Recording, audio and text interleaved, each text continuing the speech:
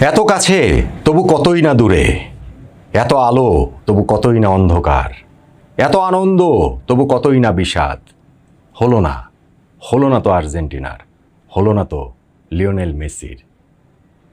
বিশ্বকাপ ফাইনালে স্পেনের বিপক্ষে তারা লড়াই করেছিল একতাবদ্ধ হয়ে, লড়াই করেছিল দাঁতে দাঁত চেপে, এবং স্পেনকে তো তারা ঠেকিয়েই দিয়েছিল। 90 মিনিট ঠেকিয়ে দিয়েছিল। একজনের কমে পরিণত হওয়ার পরেও লাল কার্ড এনজো ফার্নান্ডেজের অতিরিক্ত সময়ের প্রথম 15 মিনিটও ঠেকিয়ে দিয়েছিল। যখন মনে হচ্ছিল আর 15টা মিনিট পেরোলেই টাই ব্রেকার, তখনই স্পেন করে ফেলে তাদের জয়সূচক গোলটা। ফেরান তোরেস স্প্যানিশ ফুটবল রূপকথার চিরন্তন অংশ তিনি হয়ে যান। আর্জেন্টিনার ফুটবল দুঃখের আরও একটা কারণ তিনি হয়ে গেলেন। স্পেনকে অভিনন্দন দ্বিতীয়বারের মতো বিশ্বকাপ জয়ের জন্য। 2010 সালে যেই বিশ্বকাপটা তারা জিতেছিল, এই অতিরিক্ত সময়ের গোলে গিয়েই, আন্দ্রেস ইনিয়েস্তার গোলে, 2026-এ সেইটার পুনরাবৃত্তি করলো তারা ফেরান তোরেসের গোলে এই অতিরিক্ত সময়ে গিয়েই।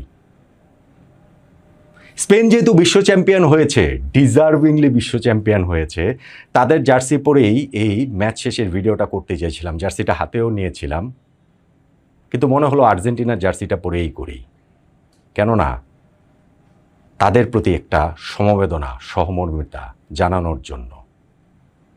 হ্যাঁ, আজকে আর্জেন্টিনার কোচ লিওনেল স্ক্যালোনি, তার ট্যাকটিক্স নিয়ে অনেক আলোচনা হবে, অনেক চর্চা হবে, অনেক কাল চর্চা হবে, কিন্তু মাঠে যেই আর্জেন্টিনার ফুটবলাররা খেলেছেন, তারা তো নিজেদের সর্বস্বটা নিংড়ে দিয়ে খেলেছেন, সর্বোচ্চটা দিয়ে খেলেছেন।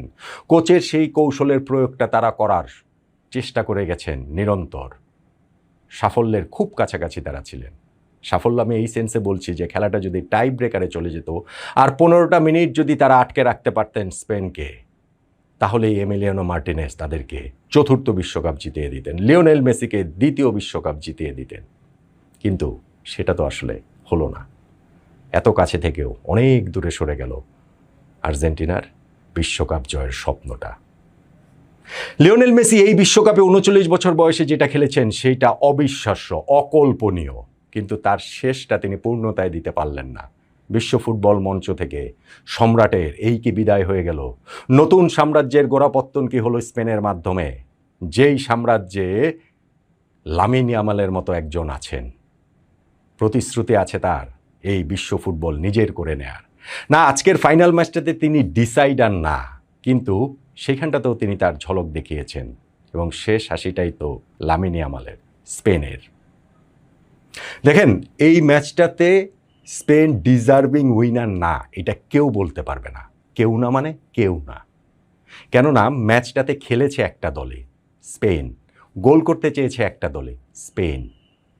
আর আর্জেন্টিনা মনে হচ্ছিল প্রথম থেকেই তাদের খেলাটা টাই ব্রেকার পর্যন্ত নিয়ে যাওয়ার। হ্যাঁ, এনজো ফার্নান্ডেজ যখন লাল কার্ড খেয়েছে অতিরিক্ত সময় গিয়ে, তখন তারা ওই টাই ব্রেকারের চেষ্টা করতে পারে, কিন্তু 90 মিনিট জুড়েই সেটা করলো। একটা শটও স্পেনের গোলবারে তারা নিল না, নিতে পারলো না। স্পেনের ক্রেডিট রয়েছে, ডেফিনেটলি ক্রেডিট রয়েছে, এবং তারা তাদের সেই অ্যানাকোন্ডা গ্রিপের মাধ্যমে আর্জেন্টিনাকে একেবারে শ্বাসরোধ করে ফেলেছিল। কিন্তু তারপরও যেই দলটাতে লিওনেল মেসির মতো প্লেয়ার রয়েছেন, যেই দলটাতে এত এত ওয়ার্ল্ড কাপ উইনার রয়েছেন, কত বিশ্বকাপের সেই বিজয়ীরা সবাই রয়েছেন, সেই দলটা কেন স্পেনের বিপক্ষে এই রকমভাবে তাদের কৌশলটা সাজাবে? স্পেন যদি এই বিশ্বকাপ ফাইনালটা ডিজার্ভিংলি জেতেনি কেউ বলে, সেটা আসলে ভুল বলা হবে। অনেক সুযোগ তারা পেয়েছিল। এমিলিয়ানো মার্টিনেজ আজকে গিয়ে তিনি তার ওয়ার্ল্ড কাপে বেস্ট পারফরমেন্সটা দিয়েছেন। স্পেশালি একেবারে শেষ সময়ে লামিন ইয়ামালের ফ্রি কিকটা নির্ধারিত সময় শেষে যেইভাবে তিনি ঠেকিয়েছেন, সেইটা ছিল দুর্দান্ত। হ্যাঁ, স্পেন অনেকগুলো যে তাদের প্রচেষ্টা, সেই প্রচেষ্টাগুলো তাদের এমি মার্টিনেজের মোটামুটি সরাসরি গিয়েছিল, সেইটা সেভ করার মতোই, কিন্তু স্টিল ওয়ার্ল্ড কাপের মতো স্টেজে, ফাইনালের মতো স্টেজে কোথাও না কোথাও তো ভুলচুক হয়ে যেতেই পারত। হয়তো এমি মার্টিনেজও নিজেকে তৈরি করছিলেন সেই টাই ব্রেকারের জন্যই, কিন্তু সেই পর্যন্ত তার যাওয়াই হলো না। স্পেনের ওই যে এত এত সুযোগ, ধরেন একেবারে শুরুতেই মিনিট 5 মধ্যেই লামিন ইয়ামাল যে 1-2 পেয়ে গিয়েছিলেন এই এমি মার্টিনেজকে, সেই শটটা লিচান্দ্রো মার্টিনেজের গায়ে লেগে এমি মার্টিনেজ সেভ করলেন। ওই থেকে যে তাদের শুরু হলো আক্রমণ, অবিরত তারা আর্জেন্টিনার উপরে আক্রমণ করেই গিয়েছে, কিন্তু গোলটা তারা পাচ্ছিল না। আমি এই ফাইনালের প্রিভিউতে অনেকগুলো ভিডিওতে বলেছি এই স্প্যানিশ টিমটার মধ্যে সব আছে, শুধু গোলটা নেই। গোলটা তারা আসলে কিভাবে পাবে? এই গোল তো আর্জেন্টিনার আছে। এই গোল তো আর্জেন্টিনা এই ওয়ার্ল্ড কাপে 19টা গোল করেছে, সবচেয়ে বেশি গোল করেছে, কিন্তু সেই গোলের চেষ্টাটা পর্যন্ত তারা করলো না। এবং সেইখানটাতে গিয়ে আপনি যদি ফুটবলীয় পার্সপেক্টিভ থেকে দেখেন, তাহলে তো শেষে যা হবার সেটাই আসলে হয়ে গেছে। হ্যাঁ, এনজো ফার্নান্ডেজের যে লাল কার্ড সেটা নিয়ে কথা বলতে পারেন। ফার্স্ট ইয়েলো কার্ড তিনি পেয়েছেন ডিজার্ভিংলি, সেকেন্ড ইয়েলো কার্ড তিনি যে পেয়েছেন সেইটাও যে ডিজার্ভিংলি পাননি আমার কাছে মনে হয় না। আমার কাছে মনে হয় সেইটাও অবভিয়াস ইয়েলো কার্ড। ফলে এনজো ফার্নান্ডেজ ওইখানটাতে পুরো আর্জেন্টিনা দলকে বিপদে ফেলে যান। আমি একটা জায়গার কথা একটুখানি আপনাদের মনে করে দিতে চাই যে আর্জেন্টিনার এই ম্যাচে অ্যাপ্রোচটা প্রথমার্ধ যেমন তেমন, সেকেন্ড হাফের শুরুতেই তারা যখন লিয়ান্দ্রো পারেদেসকে নামিয়েছে এবং সেইখানটাতে সেকেন্ড হাফের একদম শুরুতে একটা যে টাসল হলো ওই অফ দ্য বল, একটা ফ্রি কিক হলো মাঝ মাঠে, সেইখানে তোরেস পারেদেস তিনি অকারণে ডানি আলমোকে একটা ধাক্কা মেরে হলুদ কার্ড খেলেন। এবং সেইটাতেই বোঝা গেছে যে আর্জেন্টিনা ক্যাওস সৃষ্টি করতে চায়, ক্যাওস তারা সৃষ্টি করবে এইটাও প্রেডিক্টেড, কিন্তু শুধুমাত্র স্পেনের এই ছন্দটা নষ্ট করে দেওয়াটাই যদি একটা টিমের লক্ষ্য হয়, নিজেদের খেলা না, তাহলে শেষ পর্যন্ত গিয়ে তারা আসলে কিভাবে জিতবে, কোন ওয়েতে জিতবে?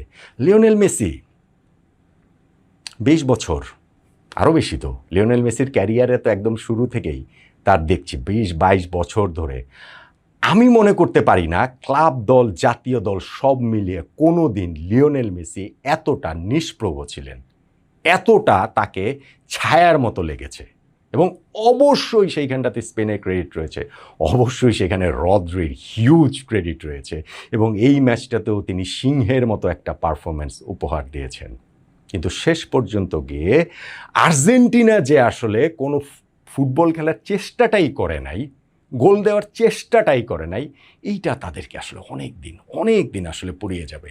ওই যে গোলটা তারা যখন অতিরিক্ত সময়ের সেকেন্ড হাফের শুরুতে গিয়ে কনসিড করলো, সেই গোলটাতে নিকো উইলিয়ামসের যে হেডব্যাকটা সেইটা ছিল সবচেয়ে গুরুত্বপূর্ণ, এবং তাতে ফেরান টোরেজের যে ভলিটা ওইটা আসলে জাল খুঁজে নেয়। এর আগে পরেও কিন্তু আরও 2টো গোল স্পেন দিয়েছিল, কিন্তু সেগুলো বাতিল হয়ে যায়, একটা সামান্য একটুর জন্য অফসাইডে, এবং আরেকটাতে রেফারি যে ফাউলটা দিয়েছেন ওইটার বিল্ড আপে